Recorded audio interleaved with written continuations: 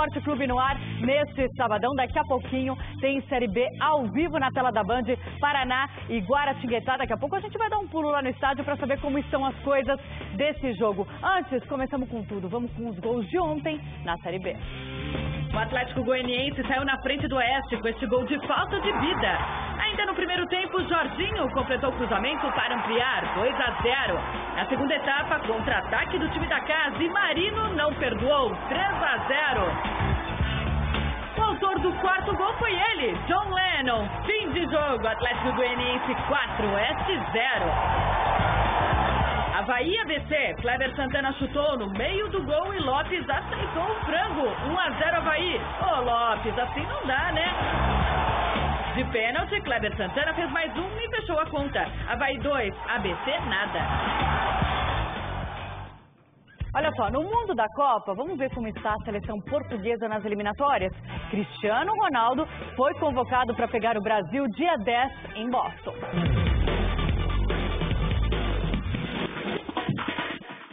Para enfrentar a seleção brasileira em Boston, nos Estados Unidos, dia 10, 23 jogadores foram convocados para defender a seleção de Portugal. Entre os atletas chamados pelo técnico Paulo Bento está o atacante do Real Madrid, Cristiano Ronaldo, de contrato renovado com o clube merengue. De acordo com o diário El Mundo Deportivo, o português já teria assinado até 2018 com o Real e vai levar o equivalente a cerca de 53 milhões de reais por ano. Antes de encarar o Brasil, a seleção de Cristiano Ronaldo fora de casa terá pela frente a Irlanda do Norte, em jogo válido pelas eliminatórias para o Mundial de 2014. A equipe rubro-verde ocupa a primeira colocação do Grupo F com 14 pontos ganhos. Em 7 jogos realizados, os portugueses somaram 2 pontos a mais que a Rússia e estão 3 na frente de Israel. Por isso, uma vitória diante dos irlandeses dia 6 é fundamental para que a seleção portuguesa se mantenha na busca de uma vaga no Mundial do próximo ano no Brasil. Cristiano Ronaldo, que este ano vai ser eleito o melhor jogador do mundo. Agora vai, hein, Cristiano Ronaldo? Olha só, intervalo rapidão. No próximo bloco tem entrevista da semana com o polêmico ex-jogador da seleção brasileira, Josemário. Volto já.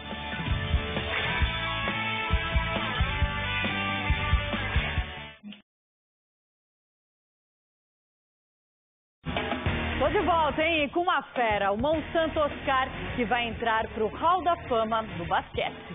Um gigante, pelo tamanho, pelo que jogou, pelo que ganhou e pelo que representa pro basquete.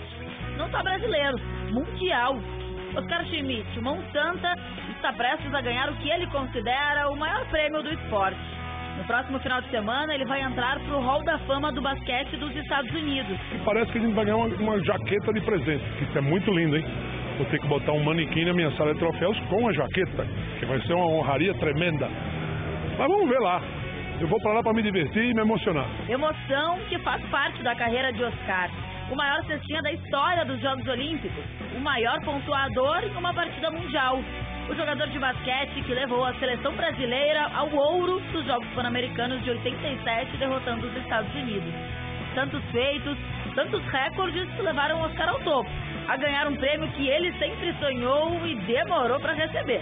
Eu pensei que não fosse entrar nisso nunca, porque esse é o prêmio Nobel do esporte, você entrar no Hall da Fama de Springfield.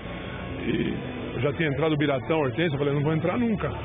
E esse ano eu entrei. Oscar é apenas o terceiro brasileiro a entrar pro Hall da Fama do basquete dos Estados Unidos. E ele conseguiu isso sem precisar jogar a NBA. Não foi por falta de convite. Eu não joguei porque eu não quis. Eu fui convidado 3 vezes antes do Pan-Americano, foi 84, 85, 86, e recusei todas as vezes porque era proibido. Um atleta que jogasse na NBA não poderia jogar nunca mais na seleção do seu país. E tem como se arrepender de uma carreira dessas? O maior jogador da história do basquete brasileiro. O cara que é ídolo de Kobe Bryant. Oscar já ganhou muito. Está doido para vencer mais um prêmio e curtir. Comemorar como se não houvesse amanhã. Não vejo a hora que chegue o momento para passar tudo isso. Que as pessoas me perguntam e não aconteceu nada. Então, não vejo a hora que chegue o momento para depois curtir essa honraria tremenda que não existe nada a mais. Essa é a maior de todas. Vai curtir como? Vou curtir com a minha família, vou passar um fim de semana de 1 mês e meio nos Estados Unidos, tô nem aí pra gastar dinheiro pra burro lá. Tá aí o choro do time brasileiro. Vibra Oscar, vibra Oscar. Olha só, espaço para uma nota do Departamento de Jornalismo da Band. O presidente dos Estados Unidos, Barack Obama, acaba de anunciar que tomou a decisão de atacar a Síria, mesmo sem aprovação do Conselho de Segurança da ONU. O ataque proposto por Obama seria a alvos militares sem invasão do país, mas só acontecerá com a aprovação do Congresso americano. O presidente afirmou que o uso das armas químicas pelo governo do ditador sírio Bashar al-Assad contra civis não pode ser ignorado pelos Estados Unidos. Our intelligence shows the Assad regime and its forces preparing to use chemical weapons. Qualquer momento, o Departamento de Jornalismo da Band volta com mais informações. Olha só, vamos dar uma passadinha pela natação. A gente vai saber agora o estado de saúde da ex-nadadora Rebeca Guzmão. Rebeca Guzmão está internada na UTI de um hospital da capital federal em estado gravíssimo. Há suspeitas de tentativa recorrente de suicídio. Hospitalizada desde quinta-feira, a ex-nadadora teria tentado se matar ingerindo grande quantidade de remédios. Rebeca testou positivo para esteroides anabolizantes durante os Jogos Pan-Americanos do Rio em 2007, quando venceu as provas dos 50 e 100 metros livre. 2 anos depois, foi afastada definitivamente das piscinas. Depois, ela chegou a disputar competições de supino e até de futebol amador. Atualmente, a brasiliense trabalha como diretora de apoio ao atleta da Subsecretaria de Esporte. Que ela melhore, né? Olha, no vôlei, as notícias são bem melhores. A seleção brasileira de vôlei feminina está impossível no Grand Prix. As meninas de José Roberto Guimarães só precisaram de 3 sets para bater a Sérvia nesta madrugada em Sapporo, no Japão.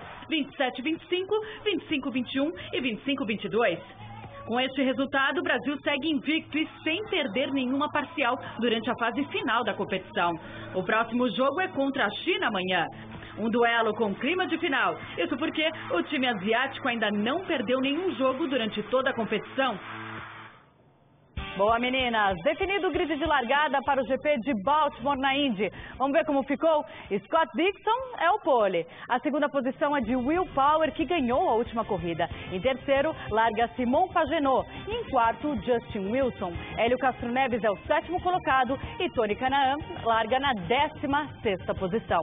A Band acompanha a corrida amanhã e vai exibir os melhores momentos dentro do terceiro tempo. Muito bem, agora vamos dar uma olhadinha na entrevista da semana que o Neto arma ali no Donos da Bola e a gente passa os melhores momentos aqui no Beck. É com o ex-jogador Josimar, que disputou a Copa de 86. Mais um entrevistado da semana e o entrevistado de hoje, vou falar uma coisa, quem tem menos de 30 anos, como é o meu caso, provavelmente não viu esse cara jogar.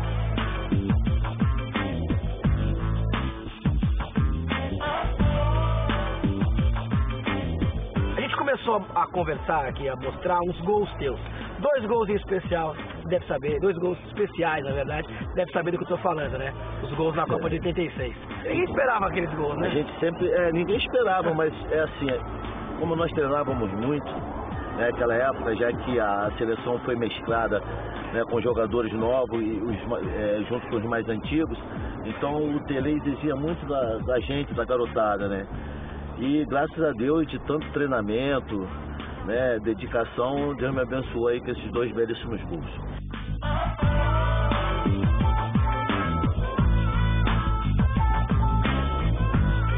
Quando a gente fala dessa Copa, imediatamente vem na nossa cabeça a imagem do Zico perdendo o pênalti contra a França. É com você! Defendeu!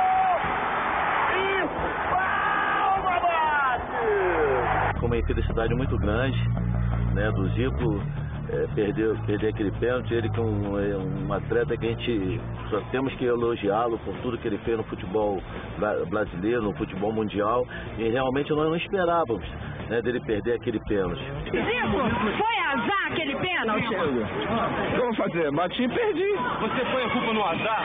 Não, um erro. Nós somos seres humanos, temos direito de errar, né? Você entrou naquela seleção de um jeito curioso, né? O Leandro era o titular, o primeiro titular era o Leandro. O Leandro foi para uma balada com o Renato Gaúcho. O Tele Santana, que era o técnico, decidiu cortar o Renato Gaúcho. O Leandro, que estava na balada, foi solidário ao Renato Gaúcho, pediu para ser dispensado. O Leandro falou na frente do Tele Santana que ele devia ser o cortado e eu não. os motivos não interessam, quer dizer. Então, na mesma hora eu falei que não, porque eu acho que nós dois chegamos atrasados, eu tinha que assumir o meu erro também, se um tivesse que ser cortado, o outro também. Houve um probleminha aí com o Leandro, né? Eu não sei o correto qual foi, porque até mesmo na seleção não foi comentado a respeito desse assunto. Você não sabia que ia ser por causa dessa balada aí? Não, eu não sabia, né? Eu não sabia. Na minha opinião, eu pensei que ele tinha pedido desistência da seleção porque ele tinha um problema no joelho. É muita responsabilidade para você vir substituir um jogador como o Leandro? Pô, a responsabilidade é enorme, não substituir um jogador como o Leandro, como representar uma seleção brasileira, representar o seu país. Depois disso, a gente falou de uma fase muito boa da sua carreira, mas depois disso, em 1993, você foi preso por porte de droga, foi isso mesmo? Bruno, isso é uma coisa que eu queria até esclarecer. Não fui preso por porte de droga, não. Não foi isso? Não foi nada disso que aconteceu, não. E corre existe essa história? Porque assim, né, Bruno, você sabe, uma pessoa pública, um ato de uma pessoa pública, as pessoas comentam de uma tal maneira que vai disturbando a coisa. Não foi nada disso que aconteceu, não. Eu tive um problema com uma menina de programa, né, lá no Leblon, e isso me custou muito caro. Né, tive uma desavença e com isso fui parar na delegacia. Você brigou com a menina? Aí fui parar na delegacia. Isso foi um problema que houve na minha vida. E depois disso houve uma perseguição muito grande e colocando que eu fui pego com droga. Eu nunca fui pego com drogas, tá? Nunca me envolvi, né, nessa situação de droga. Para ser franco, esclarecer isso, se eu falar para vocês que eu nunca usei droga, é mentira. Eu já usei droga, assim, nunca escondi isso. Quando eu era jovem, então acho que todos os jovens passam por um momento difícil. Né, um rapaz de comunidade, sem chegar na seleção, mas nunca me vi sem droga, nunca foi só uma passagem como outro qualquer, e graças a Deus há 30 anos que nunca mais aconteceu isso na minha vida. Verdade, você comprou um terreno quando foi ver o lugar, era no meio do rio? Não, isso foi verdade. Eu fui desbriado por um rapaz que me ofereceu um terreno. Né? E eu não tinha tempo de estar aí vendo o terreno, tá vendo essas coisas, porque a gente viaja muito, jogador de futebol viaja muito. Né? Então eu comprei esse terreno, eu fui ver o terreno e realmente o terreno era plano, não tinha água, mas só quando enchia o rio, a água vinha pro terreno. Né? Então isso realmente, eu tive esse desgosto aí, esse desprazer de entrar nessa furada aí. Então daquele dia pra cá eu fui tomando mais cuidado nas coisas que eu vinha fazer. Que fim levou esse terreno, Josimar? Não, o terreno ficou pra lá, né, Bruno? Que não serve pra nada, terreno dentro d'água, pô. Vai fazer o quê? A gente não somos peixe, né? Às vezes dentro d'água, pô. Outra coisa, Josimar, é verdade que você sempre quis ser treinador de futebol e nunca conseguiu virar treinador? Não é assim, Bruno. Eu sempre tive o desejo de trabalhar com futebol, porque o futebol é minha vida, né, Bruno? Mas você sabe que é uma área restrita, assim, é muito difícil de você entrar, né, cara? Mas graças a Deus eu consegui trabalhar no Botafogo, né? Na comissão técnica. Eu consegui trabalhar com o Cuca, quero agradecer o Cuca aqui, também agradecer a diretoria lá do Botafogo que abriu esse espaço pra mim, mas o meu sonho é trabalhar no futebol, a única coisa que eu sei fazer, né, Bruno? É trabalhar com futebol. E hoje em dia, graças a Deus, eu fui convidado para trabalhar como gerente do Esporte Clube Noroeste. Estamos desenvolvendo um trabalho lá, graças a Deus o trabalho está indo muito bem, né? E estou tentando voltar aí, levar o Noroeste a ser um grande clube, disputar a primeira divisão, né? Josimar, grande figura, obrigado demais por ter atendido o nosso convite. Beleza. Galera, tá aí mais um grande personagem na nossa entrevista da semana. Valeu, um abraço.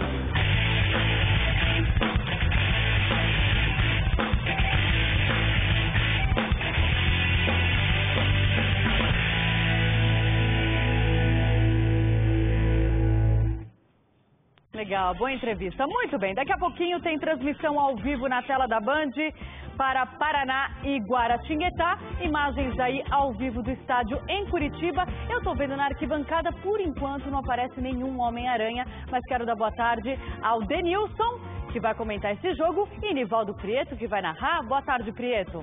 Oi, Paloma, boa tarde. Um beijinho para você, um abraço para todo o pessoal ligado na Band em todo o Brasil. Você já destacou aí o futebol feminino, né? Profissional do time do Paraná, um investimento muito bacana no sul do país com o futebol feminino, com uma outra equipe sub-20 nesse amistoso aí que estão disputando. Daqui a pouco o jogo da Série B do Campeonato Brasileiro, uma partida muito esperada entre Paraná e Guaratinguetá. É a 18ª rodada do campeonato. O time do Paraná está na 5ª posição, ou seja, já esteve no G4 do Campeonato Brasileiro, nesse momento está uma posição ali abaixo, então busca evidentemente a vitória para estar entre as melhores equipes do Campeonato Brasileiro. O repórter da Band, Gustavo Berton, está no gramado aguardando aí as duas equipes com informações e traz detalhes desse jogo pra gente. Gustavo Berton, boa tarde. Grande abraço, Prieto, grande abraço para você, a todos ligados na Band. Pois é, a gente já vê que as arquibancadas não estão completamente lotadas, mas a esperança da diretoria do Paraná é que realmente o público chegue. Foi feito um apelo para o torcedor do Paraná, para que ele lote realmente aqui a Vila Capanema. São esperados mais de 13 mil pessoas, a exemplo do que aconteceu contra o Sport, quando deu certo, né? O Paraná venceu por 1-0. Como você falou, a grande motivação é voltar ao G4 da Série B do Campeonato Brasileiro, ou melhor, ser até o segundo colocado. Basta vencer o jogo hoje e torcer para um tropeço do Sport contra o Boa. O Paraná vai à segunda colocação da Série B do Campeonato Brasileiro, pelo menos temporariamente. Essa é a grande motivação do time do Paraná. Pelo lado do Guaratinguetá, você destacou bem também, Preto, fugir do Z4. Está apenas a 2 pontos ali da zona do rebaixamento, e hoje o Guará tem a estreia do técnico Toninho Cecílio, que inclusive já treinou o Paraná Clube, deixou o clube aqui em abril e agora acertou com a equipe do Guaratinguetá. São as motivações, um tentando voltar ao G4 e o outro tentando se afastar cada vez mais da zona do rebaixamento. É o jogo que nós vamos acompanhar daqui a pouco. Preto, Paloma. Muito obrigado, Berton. Então, olha que menino lindo, tomando ali um sorvete, acompanhando aí o futebol feminino, e a Paloma aí ligadaça também. Paloma, Denilson está estudando, viu? Já pronto aqui do meu lado. Até mais, um beijo para você. Muito bom, Denilson, super estudioso, hein? Daqui a pouco a gente volta com mais informações então, e daqui a pouco tem uma matéria que vai mostrar como as velhas manias e superstições dos boleiros continuam presentes no futebol de hoje. Antes do intervalo, um recadinho para você. Olha, por trás de uma grande TV há sempre uma grande antena. Muito bom, seguinte, pode colocar chip na bola, a tecnologia que for no futebol. Tem coisas que só um sal grosso faz pelo seu time. Existe mesmo falta de sorte no mundo da bola? Gol perdido ou mérito do adversário? Como explicar a bola que parecia ter endereço certo e não ir para lá? E o especialista que parou nas mãos do goleiro adversário? E quando se troca o batedor e ele erra também?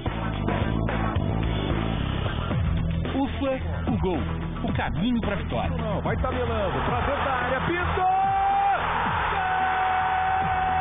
Os 3 pontos, o fim de um longo jejum, 12 partidas sem vencer.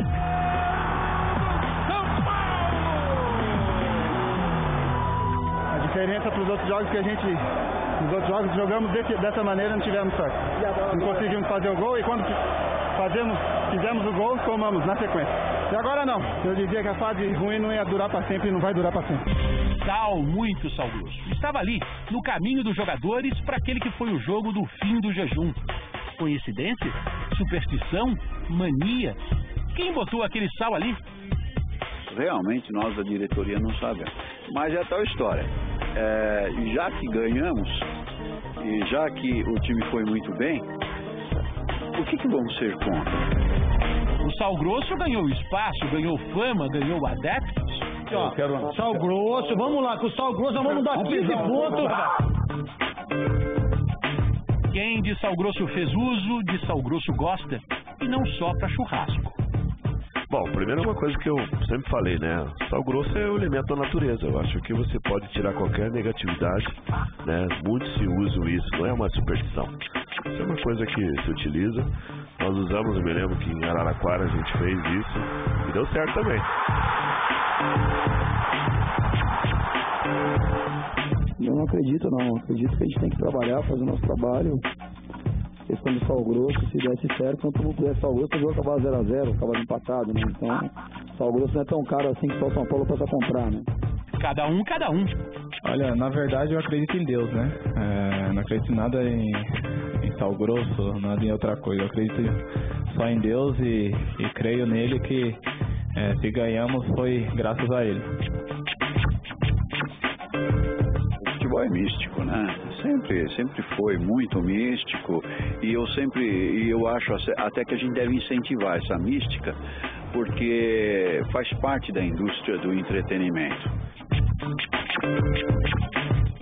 Alguns torcedores não se ligam nos pequenos detalhes, mas tem jogador que só entra em campo usando o pé direito. Tem treinador que usa sempre a mesma camisa ou camisa da mesma cor durante os jogos. Tem a folha de arruda, tem as crenças, tem as superstições. Em geral, no futebol, os apetrechos vão muito além das chuteiras, caneleiras, das camisetas. Folclore ou não, tudo isso também ajuda a mover o mundo da bola.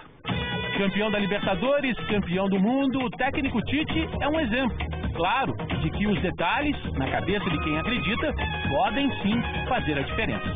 Desde o início da minha carreira, eu uso isso mais como um simbolismo também. Eu me sinto bem. A minha família escolhe, minha esposa, eu, junto, meus filhos, a camisa da cor do clube. Se dá certo ou não, depende de cada um. Mas se for para ajudar, que mal tem? Na dúvida, um ritual repetido quase que instantaneamente por muitos ao mesmo tempo segue levando os rituais e as manias adiante. Vale tudo, né? E você? O que você seria capaz de fazer pelo seu time de coração? Dá uma olhada nessa história. Sofredor, Rodrigo talvez seja o maior deles. Louco pelo time do Parque São Jorge, o torcedor resolveu provar que o amor ao clube é maior que qualquer distância. Com uma foto de jornal do ídolo Neto a tiracolo, há uma semana ele segue a pé do Rio de Janeiro para São Paulo, até o estádio do Itaquerão. O desafio surgiu ano passado quando foi preso na Argentina, horas antes do primeiro jogo da final da Libertadores. Tava ilegal, tava sem documento, eu perdi o documento, eu não queria perder o jogo de jeito nenhum. Eu paguei um coiote para atravessar a fronteira, quando eu atravessei pro outro lado a polícia me prendeu. Quando a polícia me prendeu, aí eu falei, já era o jogo, né? Aí eu pensei assim, eu tenho só a solução, chamar minha Nossa Senhora Aparecida, que sempre me protegeu. Falei, minha Nossa Senhora Aparecida, eu faço uma promessa. Eu vou a pé do Rio a São Paulo. Me soltaram, eu não tinha mais ingresso. Quando eu cheguei na Bomboneira, um amigo dos Gaviões, Robinho, chegou com o ingresso que sobrou de um menino que foi preso que não conseguiu embarcar em São Paulo. Com a bandeira do Timão enrolada no corpo e debaixo de um sol escaldante, o fanático fez da Via Dutra uma Via Crucis. As bolhas nos pés mostram a intensidade do sacrifício. Mas o que dói mesmo é a saudade da família. O que tá fazendo mais falta, que eu vou falar de coração, é os meus filhos e minha mulher, velho. A saudade delas que tá matando. Fora isso, tá tudo perfeito. Mas mesmo assim, com a saudade da família, vale a pena. Pelo Corinthians, vale tudo. Sabe por quê? Porque o Corinthians é minha vida. O Corinthians é meu amor. Por onde passa, o torcedor sempre encontra um bando de loucos oferecendo água e isotônicos para recuperar as energias. Ele só não aceita luxo. O banho tem que ser na banheira de borracharia.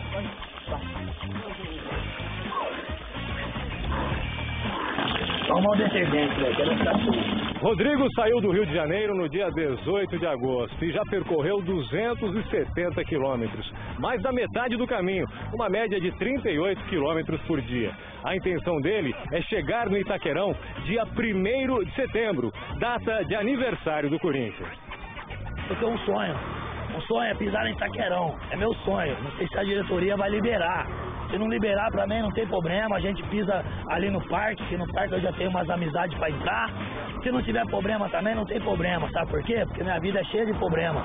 Mas eu quero ver o gramado de Itaquerão e meus filhos comigo, é meu sonho. Vai ser muito louco, e a Fiel falou que a hora que eu chegar ali em Guarulhos, vai começar a fazer uma corrente pra me levar. O bagulho vai ficar doido.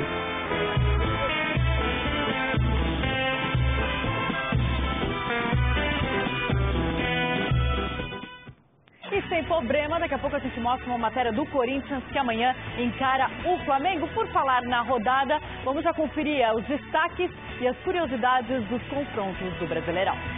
Depois de garantir a classificação no meio da semana para a próxima fase da Copa do Brasil, o Goiás recebe daqui a pouco o Atlético Mineiro no Serra Dourada. O time esmeraldino ainda não perdeu em casa e não sabe o que é derrota há 5 rodadas no Brasileiro. O Galo sem Ronaldinho Gaúcho quer esquecer a eliminação na Copa do Brasil, mas sabe que a partida vai ser complicada. A equipe do Goiás é uma grande equipe, é bem montada taticamente. né? E tem grandes jogadores. A gente tem que ir com atenção total, focado, porque é um jogo que a gente pode, né, já pensar e dar uma arrancada maior no Brasileiro. Na Arena Pernambuco, o Náutico, último colocado e sem vencer há 5 jogos, enfrenta o Atlético Paranaense. O Timbu precisa de uma vitória para começar a pensar em sair do Z4. Já o Furacão vem embalado, classificado para as quartas da Copa do Brasil, está na 4ª colocação do Brasileiro e invicto a 9 partidas.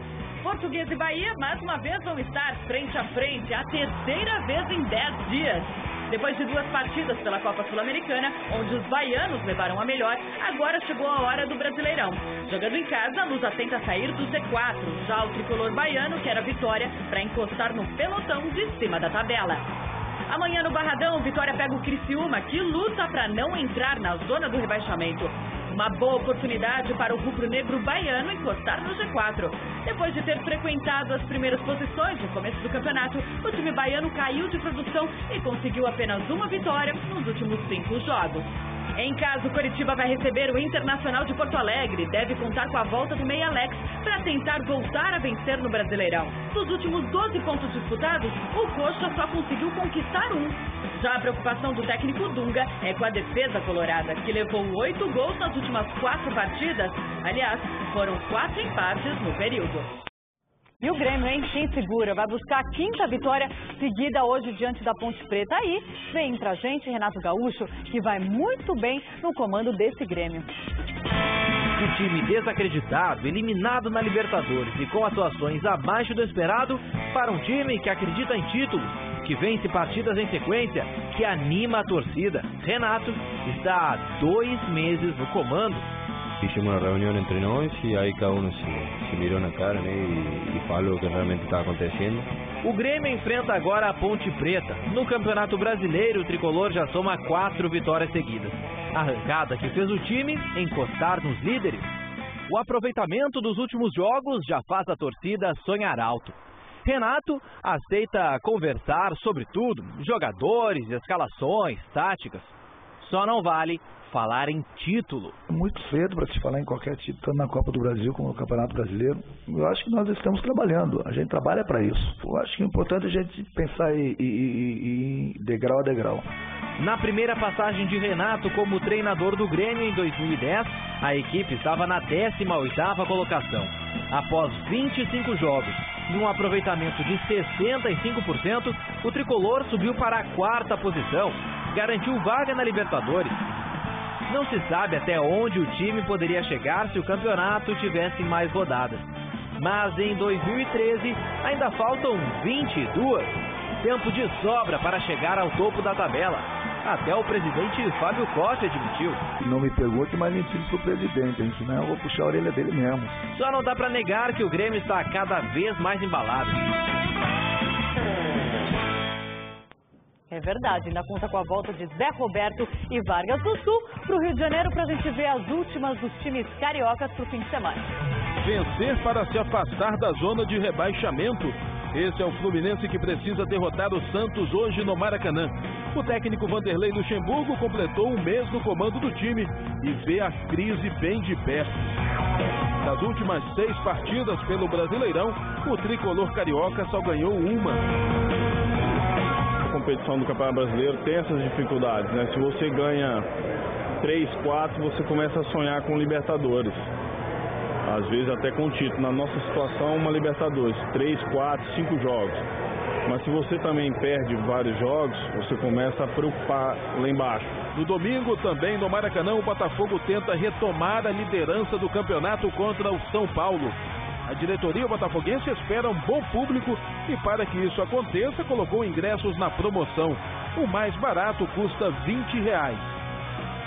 Vai ser um jogo difícil pela fase que o São Paulo vem passando e o momento que a gente também vem passando. Acho que hoje, como eu falei, hoje o Botafogo é uma das equipes a ser batida, né? Os botafoguenses vão torcer pelo rival Vasco, que joga contra o líder Cruzeiro no Mineirão. Juninho Pernambucano volta ao time e também terá o garoto Marlone, destaque do Vasco nos jogos contra Corinthians e Nacional. Ele vem evoluindo 2 partidas que ele entrou desde o início, fez boas apresentações, mas eu acho que ainda é muito cedo, temos que ter calma e darmos tempo para que o próprio jogador adquira uma melhor condição. No Pacaembu, o Flamengo encara o Corinthians a 4 pontos da zona de rebaixamento. O rubro-negro carioca, que não vence há 3 partidas, ainda não terá Léo Moura. Mistério na escalação do Flamengo. O técnico Mano Menezes prefere não divulgar o time titular, só momentos antes da partida. Vocês podem ter certeza da equipe que vamos jogar, mas vamos confirmar sempre a escalação 45 minutos antes do jogo. É assim que penso, é assim que vai ser sempre, tá? E aí, mano, amanhã tem Corinthians e Flamengo na tela da Band e o Felipe Bueno esteve hoje de manhã no treino do Coringão e conversou com o técnico Tite. Vamos ver. Ninguém melhor do que essa pessoa que está aqui ao meu lado para explicar de que forma o Corinthians pretende vencer o Flamengo no jogo deste domingo às 4 horas da tarde no estádio do Pacaembu. Tite, como é que você encerrou essa sua preparação dos jogadores, e se você confirma os substitutos de Paulo André sendo o Felipe e de Danilo o Romarinho? Está confirmado, sim. Do Paulo André é o Felipe, é o Romarinho para Danilo. Ela continua dessa forma e fazendo um bom jogo. Pegar uma forma representativa, pegar a bola que jogou contra o Luverdense no primeiro tempo, tentar reproduzir, sabendo também da grandeza do Flamengo e da qualidade do Flamengo. Mudam as peças, algumas. Muda o que na prática no seu time? Como esses atletas já vêm treinando há mais tempo e já têm o domínio da função, eu não vou mudar a função tática, né? Porque eles estão treinando, trabalhando e adquirindo confiança. Mas mudam-se algumas características. Felipe e Paulo André. Paulo André tem uma saída mais qualificada de bola, qualidade técnica. O Felipe tem a imposição, antecipação, né, e a força muito forte. Não muda. Romarinho, mais veloz. Danilo, mais de contenção, mais de armação. Mas nada que possa dar à equipe um padrão daquilo que ela vem apresentando. Você costuma dizer que você mantém sempre o seu padrão de jogar. E como é que você baseia isso em função do adversário, no caso de amanhã o Flamengo? O ajuste, a adaptação, como todas as equipes têm, em cima das virtudes, das qualidades, de onde tem a velocidade, de onde tem a armação. Atento a algum movimento que possa ser diferente do usual por parte do técnico, saber se pode adiantar a marcação, atrasar a marcação. Tudo isso a gente procura antecipar, ou pelo menos preparar para essas situações que elas possam acontecer no jogo. Pato, Romarinho, Guerreiro, à disposição do seu ataque? Sim.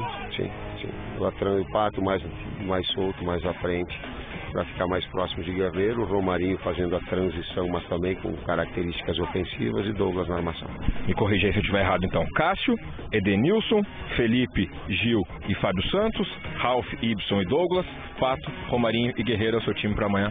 É o time do Corinthians, não é o meu time. Time do Corinthians pro jogo contra o Flamengo. Também. Obrigado, Tite. Valeu. Tite, esse bate-papo com a gente aqui no Band Esporte Clube. Valeu, Felipe. Valeu, Tite. Olha, o outro jogo com transmissão da Band é Botafogo e São Paulo. O tricolor deve mudar a zaga e contar com um velho conhecido do Botafogo. Nas últimas 2 semanas, essa foi a rotina de Paulo Tuori. Apenas um jogo, vitória contra o Fluminense. De resto, muito treinamento. A projeção para a partida contra o Botafogo, vice-líder do Campeonato Brasileiro, é de um time bem mais solto. Agora que a equipe vai trabalhar com muito mais qualidade, vai executar muito mais rápido. Se o adversário é perigoso, o jeito é usar todas as armas disponíveis, inclusive um espião. E há possibilidade sim, Antônio Carlos conhece bem o adversário, tem muitas coisas a passar, tem experiência, vamos ver. O Rodrigo tem se firmado ali, tem sido um jogador muito importante. Para evitar problemas de grupo, muita conversa com os zagueiros. Eu quero que aqui uma pequena vitória de um deles seja uma grande vitória do coletivo, entendeu? Isso é ambiente. E ambiente se constrói com atos, com atitudes e com regras claras, entendeu? Técnico que trabalha, time em obras. Com Ademilson no departamento médico, Luiz Fabiano e Aloysio suspensos, o ataque será formado por Lucas Evangelista e Osvaldo, e é aí que o novo reforço pode pintar no jogo. O Wellington eu vou levar sim, pretendo aproveitar um pouco, mas o Wellington está precisando trabalhar mais, né? Vai porque é uma emergência. O atacante Wellington, ex-grêmio, que estava treinando desde o meio da semana, foi apresentado e fica até o final do ano. Pouco tempo para mostrar serviço, poucas palavras para expressar seu desejo. Sempre sonhei em jogar no São Paulo. E é por isso que eu tô aqui e tomei essa decisão lá. Muito bem, no Santos, o jogo de hoje contra o Fluminense vai sentir muito a falta de Montijo machucado. Um time definido, ou quase isso. Deve jogar o Thiago, deve jogar o Gabriel e nós temos aí mais uma vaga aí aberta, né, pra gente ver o que faz aí no lugar do Montijo. E essa é justamente a missão de Claudinei Oliveira. Arrumar um substituto para a maior contratação da história do Santos, que sofreu uma lesão muscular na coxa no jogo da última quarta-feira contra o Grêmio. Tirar o principal jogador de qualquer equipe, né, faz falta, né? Montijo, o camisa 10, o cara responsável por chamar o jogo e que vai ser desfalque não apenas durante a partida. Um cara que traz coisas boas sempre pro grupo, então faz falta não só em campo, como o convívio dele para os jogadores na viagem vai fazer falta. O que já é certo é que a lesão não é tão grave quanto se imaginava. E Montijo vai ser submetido ao novo exame no início da próxima semana para saber ao certo o tempo de afastamento. O que ainda não está nada certo é quem vai vestir a camisa 10 do Santos no jogo deste sábado, no Rio de Janeiro, contra o Fluminense. A gente tem várias opções. A gente tem, vocês sabem os meios que a gente tem Leandrinho, tem Pedro, tem Cadinho que estão viajando, né? Sem Montijo, o Santos vai em busca de uma arrancada no Brasileirão. Só não pode ser parecida com a de Gabriel, que até começou bem, mas não conseguiu se livrar dos ovos da farinha no dia do aniversário de 17 anos. Ei, beleza. Olha, o Valdívia está de volta para o jogo de hoje do Palmeiras contra o Ceará. E aí, depois da eliminação na Copa do Brasil, vamos ver se as coisas se acalmam por lá, né?